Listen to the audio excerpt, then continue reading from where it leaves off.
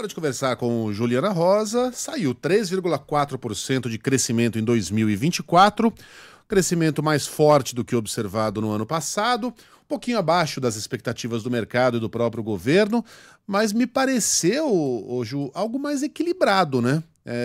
Não foi aquele resultado puxado pelo agronegócio que a gente teve durante vários anos, crescimento da indústria, do consumo das famílias. Como é que você analisa esse número de 3,4%, Juliana? Bom dia para você. Bom dia para você, Megali. Bom dia, Sheila, Carla. Bom dia para o nosso ouvinte. De fato, foi um crescimento robusto e bastante espalhado, como você fala, que é importante porque tem um crescimento que é puxado de forma mais homogênea pelos setores da economia. Então, o balanço de 2024, sem dúvida, ele é bastante positivo, crescimento de 3,4% em 2024, e com o crescimento da indústria, que há muito tempo a indústria vinha andando de lado e teve um crescimento forte aqui do acumulado do ano de 3,3%, que é o maior crescimento da indústria dos últimos 10 anos, crescimento forte do setor de serviços, que é o mais importante do PIB brasileiro, inclui restaurantes, eventos culturais, então essa parte de serviços também é muito importante para gerar emprego. Teve crescimento de investimento, que é um ponto importante, que tem a ver com capacidade de expansão da oferta para não gerar a inflação. Então, é um ponto importante também do ano de 2024, esse aumento de investimentos. Consumo das famílias bombou. Esse é o grande destaque, quase 5% de crescimento do consumo das famílias, com o mercado de trabalho muito aquecido, menor desemprego da história e ganhos reais acima da inflação dos salários, da renda do brasileiro. E gasto do governo também. Aqui vale a pena destacar, já que esse é um ponto importante, porque o impulso da economia teve uma participação importante do próprio estímulo do governo, liberando maiores incentivos, fazendo mais obras, enfim, gastando para valer ali para poder colocar combustível no crescimento. É importante, a partir de agora, a gente olhar os números do final do ano. O PIB dos últimos 3 meses do ano passado mostra um crescimento de 0,2%. Então, desacelera bastante em relação ao terceiro trimestre do ano, quando a economia tinha crescido 0,9%, no terceiro trimestre, e no quarto trimestre, no finalzinho do ano, outubro a dezembro, um crescimento de 0,2%. Então, esse é um sinal importante, porque quando a gente olha para trás, a notícia é boa, mas quando a gente olha para o finalzinho do ano, ele já sinaliza que a economia perde fôlego. A previsão era um crescimento de 0,4% no final do ano e veio 0,2%. Então, esse é um sinal importante nessa discussão de a economia estar desacelerando, e parece, por esse número, que ela desacelera mais fortemente do que era esperado. Isso acontece, obviamente, por conta da inflação e dos juros altos. As pessoas estão tendo menor capacidade de compra por conta do aumento de preços, e juros também já está afetando créditos. Dados de crédito já vem demonstrando uma dificuldade maior para você ter acesso a crédito mais caro, os bancos restringindo mais quem tenta pegar crédito, já tem uma dificuldade maior. Então, a gente tem essas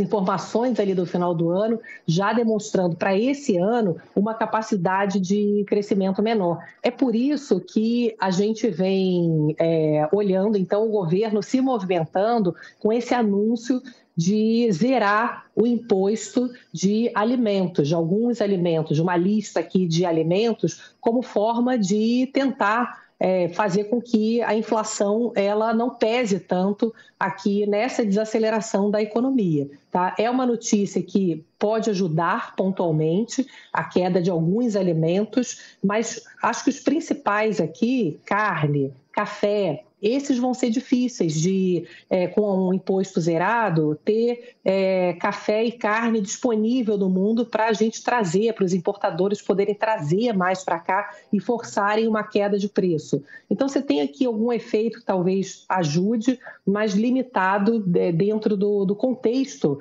da safra internacional. Tem algumas medidas importantes, como o aumento do crédito para o pequeno agricultor. A agricultura familiar é muito importante no Brasil, mas é algo algo que não tem efeito rápido, a gente não vai ter uma redução de preços, e a agricultura familiar é importante para os itens da cesta básica, arroz, feijão.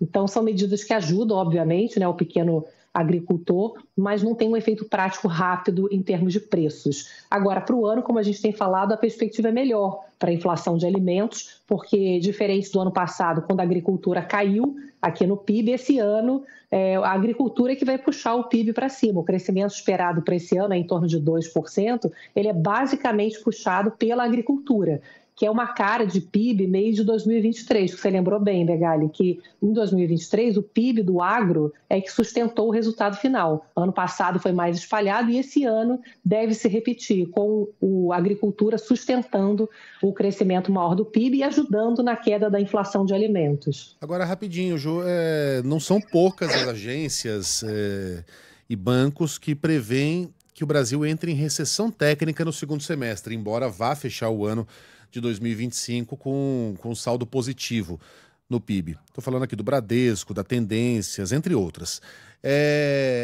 Não é uma puxada de freio muito brusca você sair de 13,5% para 2 trimestres seguidos de recessão? Quer dizer, a recessão, né, caracterizada por 2 trimestres seguidos de resultado negativo, não é uma desaceleração muito brusca?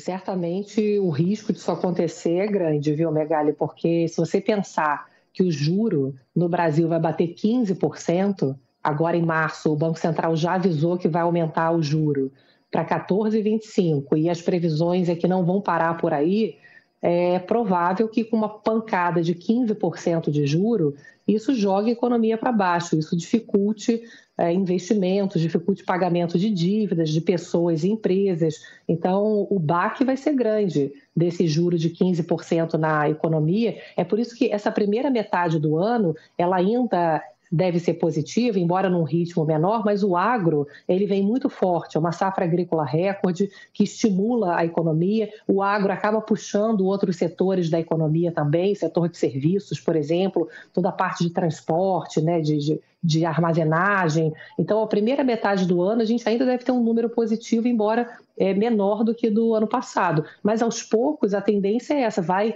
perdendo fôlego, as empresas vão contratando menos, vão tendo menos capacidade de gerar emprego, de negociar salários. Então, a segunda metade do ano é que tem essa cara mais forte de efeito de juro alto, principalmente derrubando a economia. Então, é uma tendência para poder fazer com que a economia cresça menos, que a inflação caia. Agora, o mais importante quando a gente pensa em limite para esse juro subir tanto, é o governo também fazer a sua parte para que o dólar, que é a principal variável aí, junto, claro, com as questões climáticas, na inflação de alimentos. Então, o dólar permanecendo baixo é importante para a gente ter uma inflação menor esse ano. A preocupação é o governo ficar tentando estimular a economia, ainda mais com esse dado do PIB de hoje, vai ver, olha, a economia está caindo. É isso que você falou, pode ter recessão. Aí bate o desespero e começa a anunciar um monte de medida para estimular o crescimento econômico, e aí isso pode gerar